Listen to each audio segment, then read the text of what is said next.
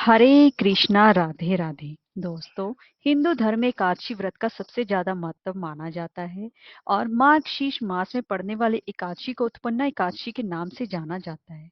और उत्पन्ना एकादशी का व्रत रखने से भगवान विष्णु और माँ उत्पन्ना एकादशी अत्यंत ही प्रसन्न होती है। अगर आपने भी ये व्रत रखा है, क्योंकि यह व्रत दशमी के दिन से ही इसके नियम लागू हो जाते हैं जो कि द्वादशी तक चलते हैं। दशमी से लेकर द्वादशी तक इन व्रत के नियमों का पालन यदि मनुष्य नहीं करते तो उन्हें व्रत का पूर्ण पुण्य पुण्य लाभ प्राप्त नहीं हो पाता। इसलिए हम सभी को ये जानना चाहिए कि एकादशी के व्रत के अगले दिन पारण करते हुए हमें कौन सी गलतियां नहीं करनी चाहिए। एकादशी पर नियम और संयम के साथ व्रत रखकर भगवान विष्णु जी की उपासना करने के बाद अगले दिन द्वादशी तिथि पर पारण में ही कुछ खास चीजों का सेवन भी किया जाता है। तो दोस्तों, आज के हम इस वीडियो में बात करेंगे कि मार्गशीर्ष मास की उत्पन्ना एकादशी के व्रत के पारण का समय क्या रहेगा, और पारण कैसे होता है, और पारण की विधि क्या रहेगी, और पारण के समय हमें क्या खाना चाहिए और क्या नहीं खाना चाहिए। तो चलिए वीडियो शुरू करते हैं। दोस्तों, अगर आपको हमारी वीडियो अच्छी लगी हो तो लाइक शेयर और सब्सक्राइब करना ना भूलें और कमेंट बॉक्स में ओम नमो नारायण अवश्य लिखिए। तो चलिए वीडियो शुरू करते हैं। दोस्तों, एकादशी के व्रत को समाप्त करना ही उसको पारण कहते हैं। एकादशी व्रत के अगले दिन सूर्य उदय के बाद व्रत का पारण किया जाता है। एकादशी व्रत का पारण द्वादशी तिथि समाप्त होने से पहले करना अत्यंत ही आवश्यक होता है।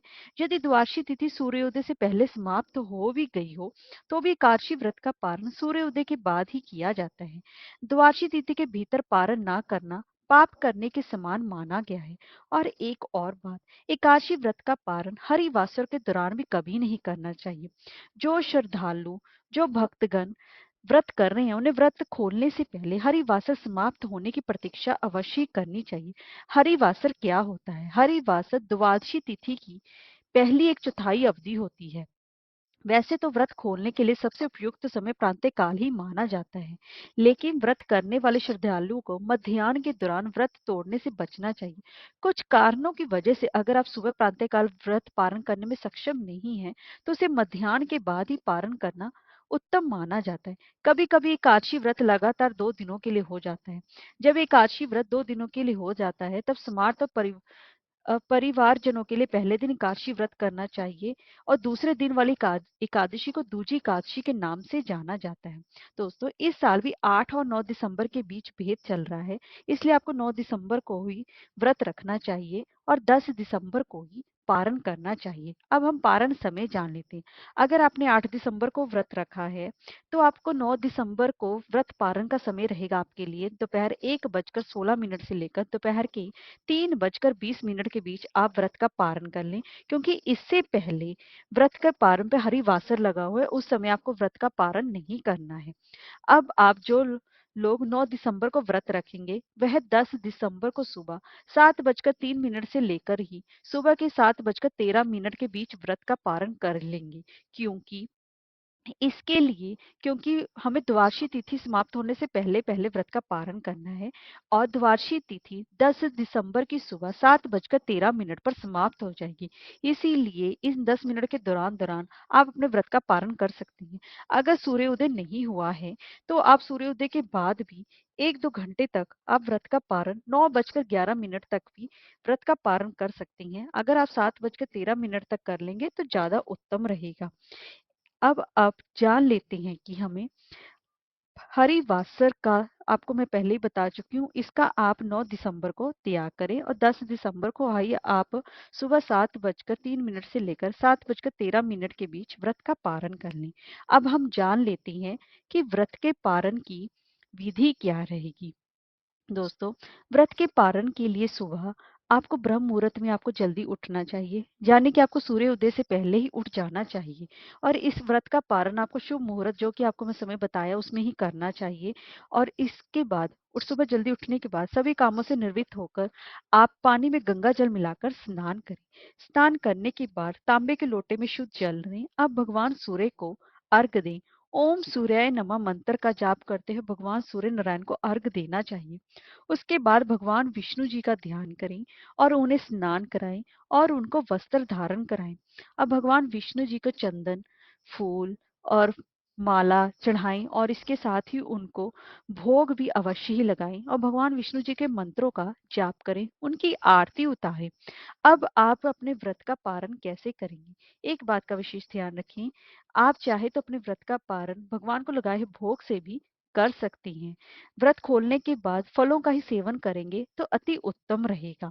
इसके लिए व्रत खोलने से पहले आपको गरीब लोगों को और ब्राह्मणों को दान दक्षिणा अवश्य देनी चाहिए और ब्राह्मण को अनाज का दान कर सकते हैं, नहीं तो अपने घर पर बुलाकर भी उनको आप खाना खिलाकर उनको दक्षिणा देकर अपने व्रत का पारण कर सकते हैं। ब्राह्मण को दान देने के बाद ही अपने व्रत का पारण करें, इसी तरह के ही आपका व्रत पूर्ण माना जाएगा। दोस्तों, अब हम जान लेते हैं कि हमें व्रत पारण के समय क्या खाना चाहिए और क्या नहीं खाना चाहिए। दोस्तों, हमारे धार्मिक पुराणों में एकादशी व्रत में चावल खाने का निषेध बताया गया है, लेकिन आपको एकादशी व्रत के पारण पर चावल का सेवन जरूर करना चाहिए। अगर आपको एकादशी व्रत के दिन चावल आपने गलती से खा लिए हो या पूजा में इस्तेमाल कर लिए हो या फिर आपके घर में किसी ने खा लिए हो, तो द्वादशी के दिन आप चावल अवश्य खाएं। इससे आपको एकादशी व्रत में चावल खाने का दोष नहीं लगेगा। लेकिन एक बात का और विशेष ध्यान रखें, एकादशी व्रत के पारण के समय आपको सिर्फ घी का ही प्रयोग करना चाहिए। आपको सरसों के तेल का प्रयोग आप ना करें। इस बात का विशेष ध्यान रखें, क्योंकि एकादशी व्रत में जितना व्रत का महत्व है, उतना ही इसके पारण का भी महत्व है।